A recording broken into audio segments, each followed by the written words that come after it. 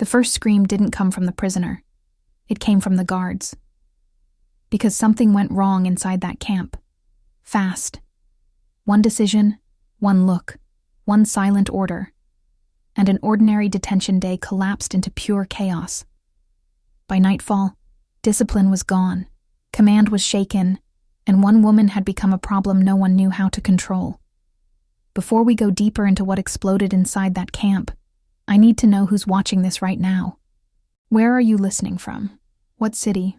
What state? Drop it in the comments. And if this story already has your stomach tight, hit like. Subscribe now, because what comes next only gets darker. And the guards never saw it coming. The camp was supposed to be quiet, efficient, predictable. On paper, it was a temporary holding facility, nothing more than a stop between arrest and transfer. No executions scheduled, no interrogations planned.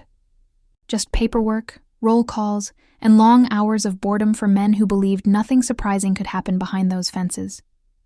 They were wrong. The problem began the moment she stepped off the truck. No shouting, no resistance, no dramatic scene. She didn't cry, didn't beg, didn't look around in panic like the others. She simply stood there, straight posture, clean face, calm eyes, while the guards stared 1 second longer than protocol allowed. It was subtle, almost invisible. But in places like this, hesitation is dangerous. One guard laughed under his breath. Another muttered something crude. Someone wrote a note on the intake form and underlined it twice. Pretty. That single word shouldn't have mattered. But it did. Because camps like this ran on dehumanization.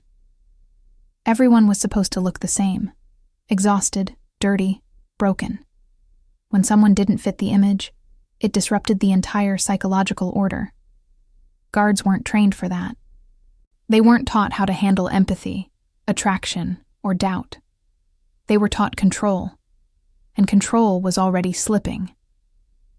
She was assigned a cell near the administrative corridor, closer to the offices, farther from the mass barracks. Officially, it was about overcrowding. Unofficially, it was about visibility. Someone wanted to keep an eye on her. That decision triggered everything. Other prisoners noticed immediately. Why her? Why that cell? Why the cleaner blanket? Why fewer checks? Whispers spread fast, faster than rules. By the second hour, a guard asked her a question that had nothing to do with procedure. She answered politely, too politely.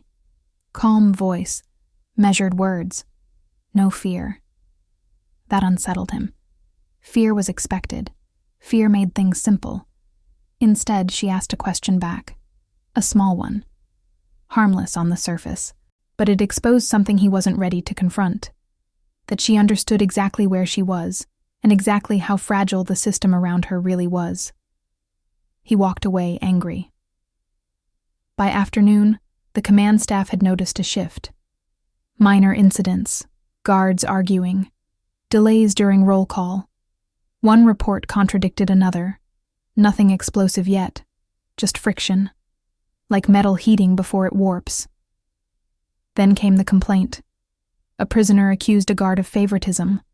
Another accused him of harassment. The stories didn't match, but they pointed to the same cell. Hers.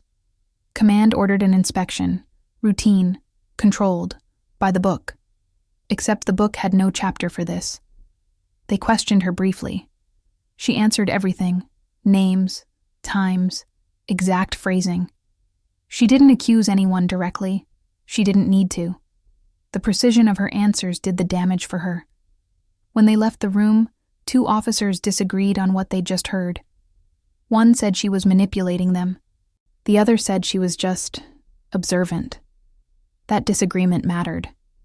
Because unity among guards was the real backbone of the camp. Not weapons, not walls. And now that unity had cracked.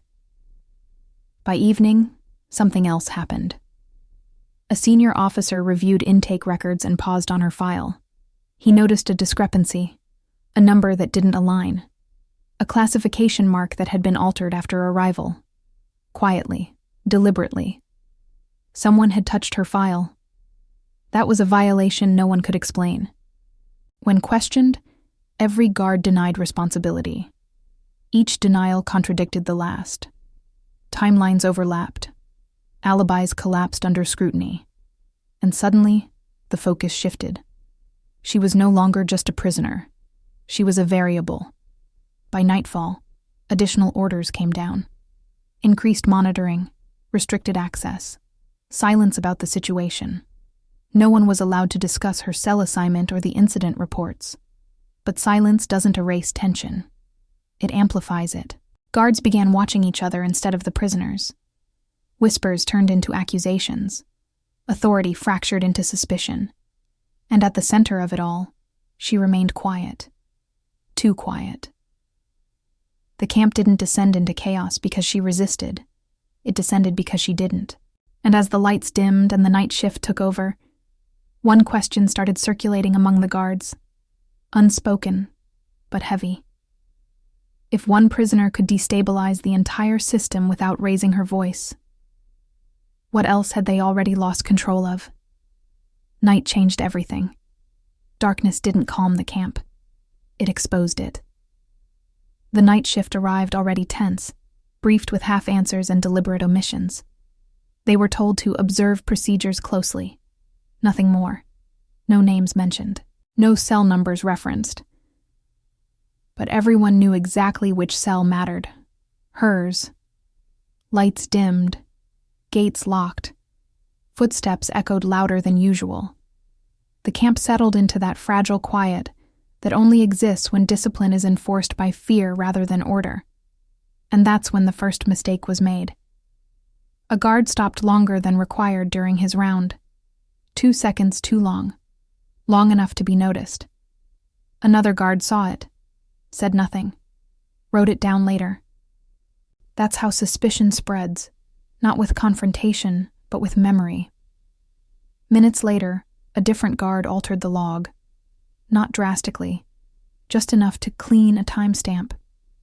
He told himself it was harmless, a correction, a favor, something to avoid questions. Instead, it created them. By midnight, 3 reports disagreed on the same 10-minute window. Command noticed. Someone ordered a silent internal review. No alarms, no formal investigation. Just observation. Watch the watchers.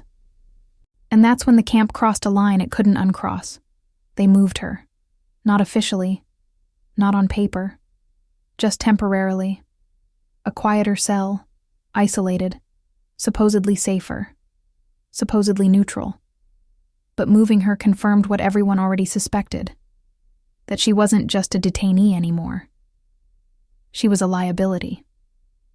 Other prisoners felt it immediately. You could hear it in the coughing pauses, the way bodies shifted in the dark, the whispers threaded through the walls. Something was happening. Something important.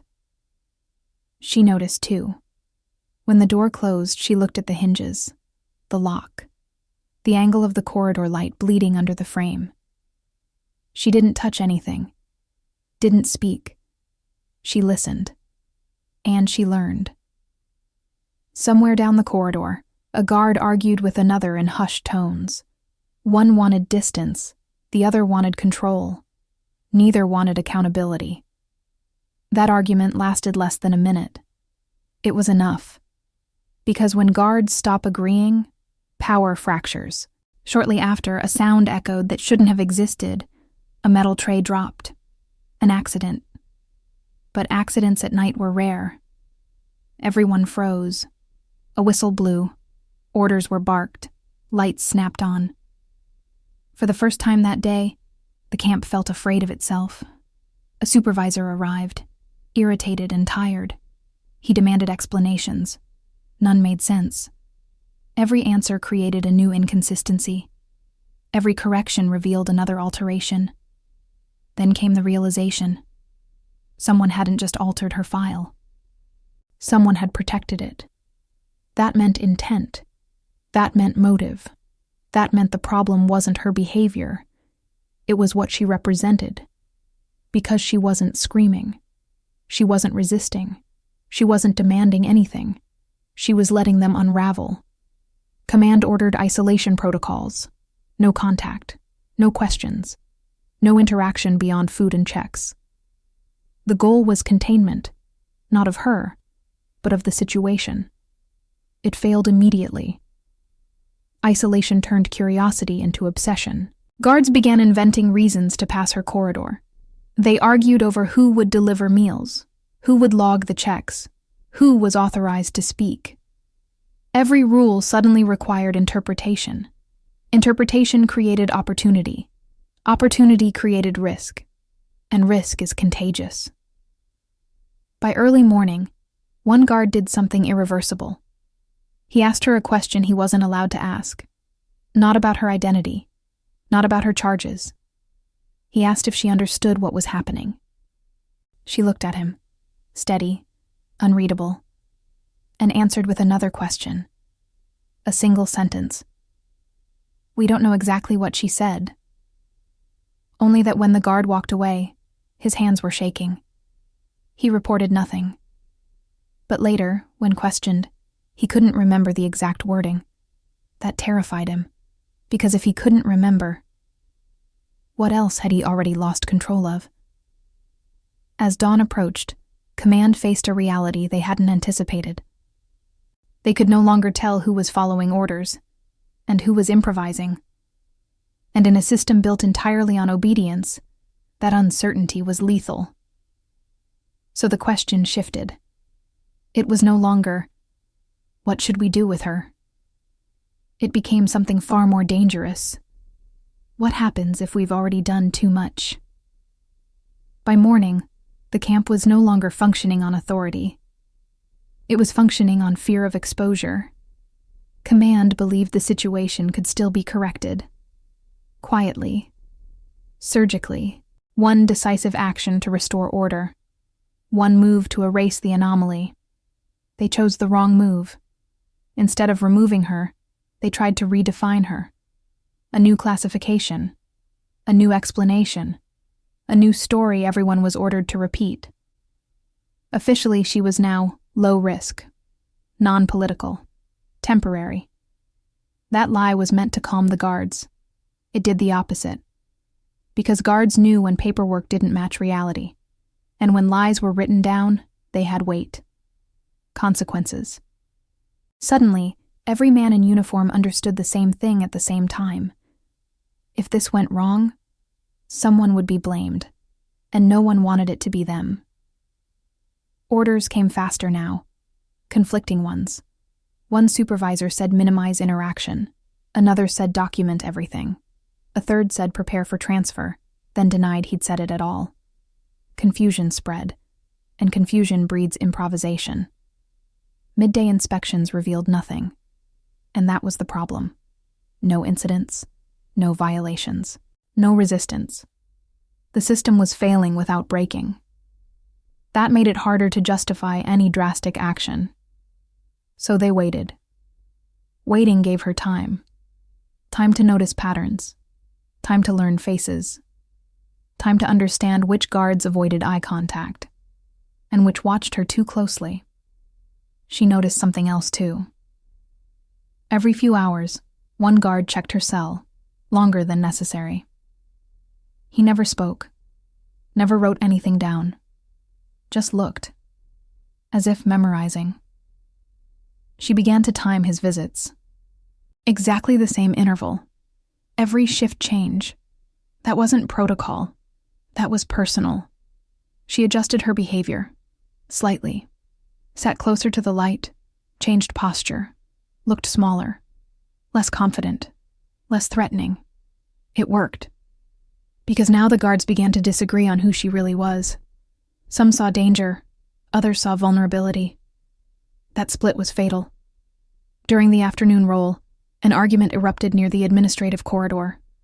Raised voices, accusations. Someone mentioned her file out loud. That name should never have been spoken. The moment it was, silence fell. Too many people heard it. Command intervened, Threats followed. Everyone was reminded of discipline, consequences, loyalty. The speech sounded rehearsed. It convinced no one, because loyalty had already been replaced by self-preservation. Late that afternoon, the decision was finally made. She would be transferred, immediately. No paperwork delay, no public record. Just a night convoy and a quiet handoff to another facility. Problem solved, except problems don't disappear when you move them. They metastasize. Preparation exposed more cracks. Who would escort her? Which unit? Which route? Each answer raised another risk, another witness, another opportunity for something to go wrong. And then something did. A guard objected. Officially, on procedural grounds. Unofficially, out of fear. He refused to sign the transfer log. That refusal forced command to act publicly. Orders were shouted. Authority asserted. The chain of command flexed hard. Too hard. Because now the camp was watching itself collapse in real time. Prisoners sensed it. They grew louder. More restless. A system that loses confidence leaks it everywhere. When night fell again, the camp felt different. Not tense. Predatory. Someone cut power briefly. Seconds only. An electrical fault. But in those seconds, movement happened where it shouldn't have. Doors opened. Footsteps crossed forbidden zones. And when the lights came back, she was still there. Exactly where she had been. Which meant something else had changed. Because during that blackout, someone had tried, and failed, to move her.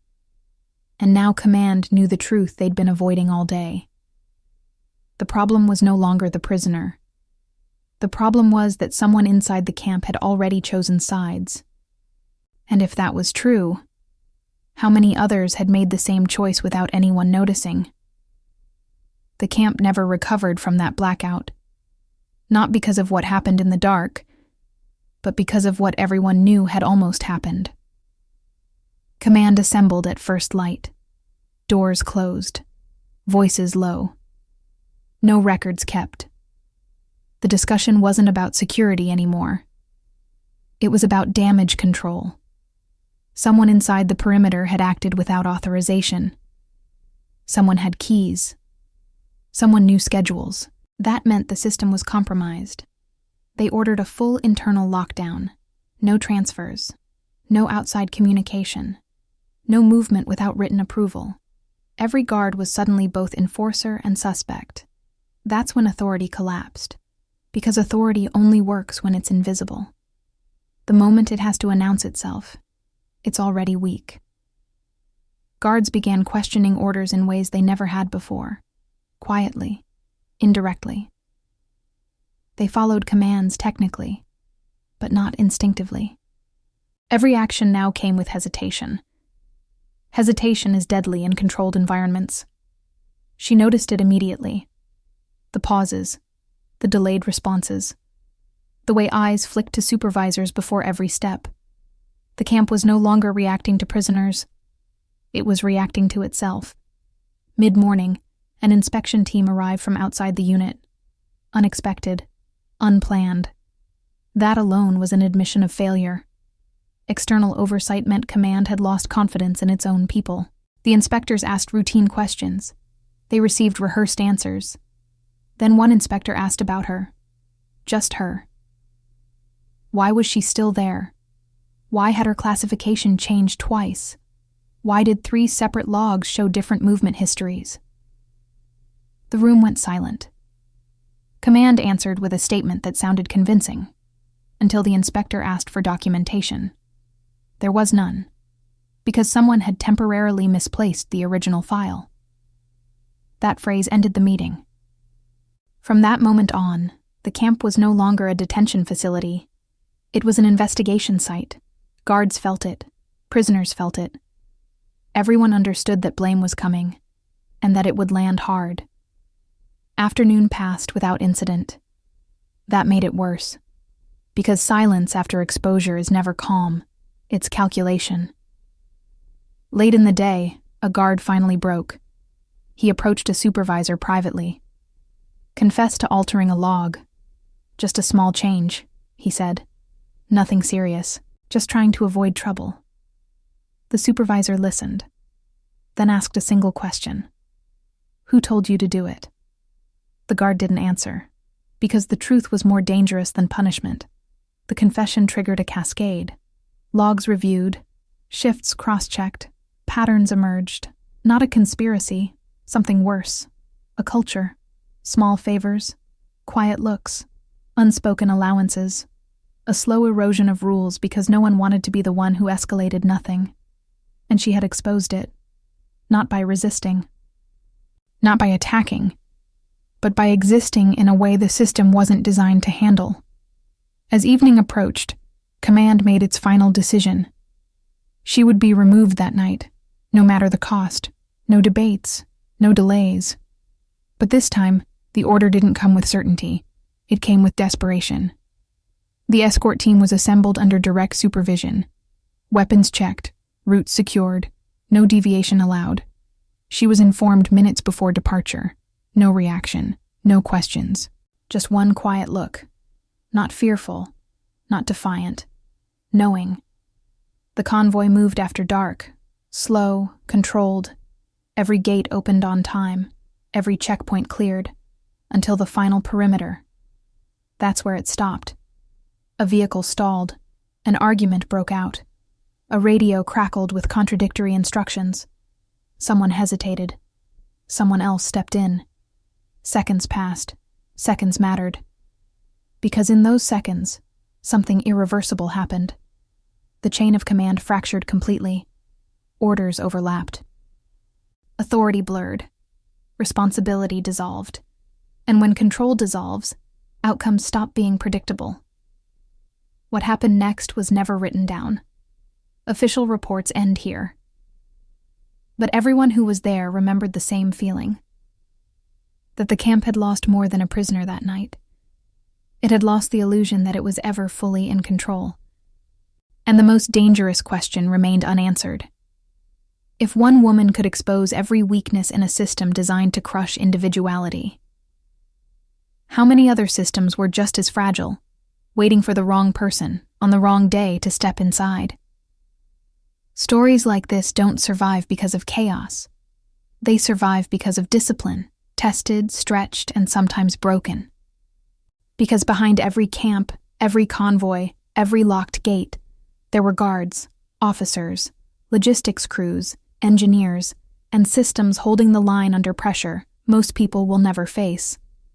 We remember the heroes who kept order when order mattered, the structures that stood when fear crept in, and the silent machinery of war that never gets thanked, until it fails. But the question still lingers. Was the system exposed by one prisoner? Or was it already collapsing, just waiting for the right moment?